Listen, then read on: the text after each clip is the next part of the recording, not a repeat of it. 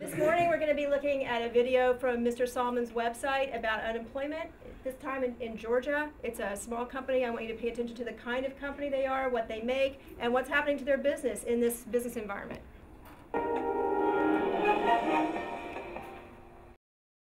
Steve Guy, CEO of Entertainment Design Group in Atlanta. Hi, everybody. Hello. Ah, excellent. The Red Sox fan, right in the middle. All right.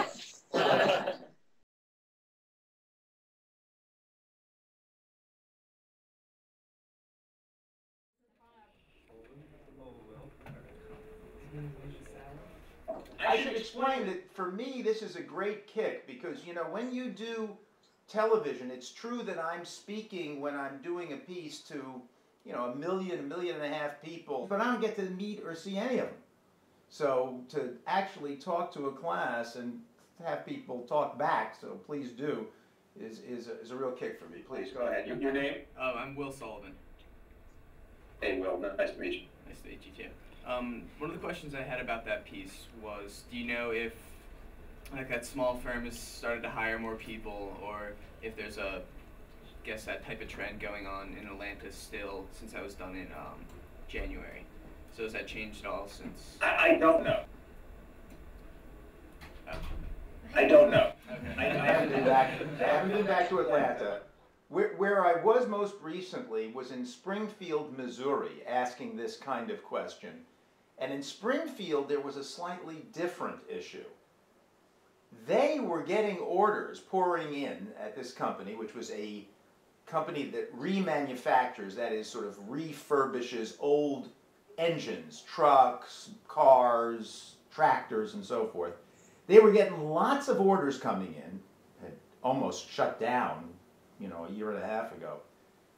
But their problem, and the reason they couldn't hire more people, was they couldn't get the financing. Banks are still so reluctant to lend. And I thought this was amazing. It's sort of slightly off point maybe, but the only way the bank would lend the money is if they had that much cash on deposit with the bank. Which means the bank wasn't lending the money at all, right? I mean, it was really odd, but the bank wouldn't take any collateral from the company, not the real estate, not the machinery, nothing, because the bank was still so afraid. It's all about confidence, right? It's all about whether if I lend you money personally, you're going to pay me back. And if I think you're going to lose your job, or your parents are going to lose their jobs or something, or the value of your house is going to go down, then I'm going to be reluctant to lend to you. You can't start your new business. You can't hire some of the people back there, particularly the guy wearing the Red Sox shirt. And well, I'm concerned that he gets a job, that's all. I'm very partisan that way. And so I'm not going to lend you the money. I mean, isn't that how you would do it if you were the person lending the money? That's very fair. Yeah. All right. Thank you. I mean, just in general, you always want to be thinking about, you know, the lender, the bond markets and so forth. Think of yourself in their shoes. What would you do? And it's a good indicator of what they're doing or going to do. Please, your name? Wilman Hutchinson. It's nice to meet you. Hey, right. I actually had a question about the, a sort of macroeconomic question about that piece. Do you feel the lowered interest rates over the past 10 years have contributed to this unemployment whatsoever?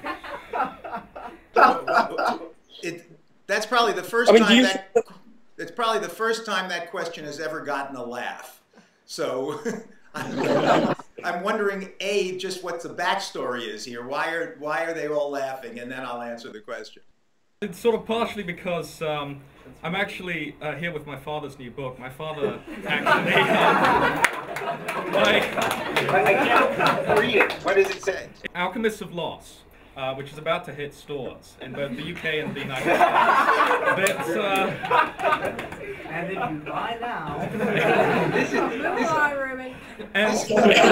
This is literally the most shameless plug I've ever seen in my life. This is Lisa, you're still holding it up there. Put her down. Hi, my name is Lavanya, and Do you have a fashion line you'd like to push, or maybe a new car or something? I think everybody should try to push something here while they're asking a question. I don't have anything with me. I got a bracelet. Oh, nice, nice. I just had a quick question about international, because we talk a lot about international markets in this class, so I was wondering what your outlook on what's happening in Europe right now, for example, with Greece and everything. So, Yes. what do you think about that? Let's talk about Greece and. It seems to me that what I'm about to say is the most important single insight, at least it's the most important single insight I have taken away from studying these things for 30 some odd years now. Here's how I typically explain it. The word credit comes from the Latin verb credere, to believe.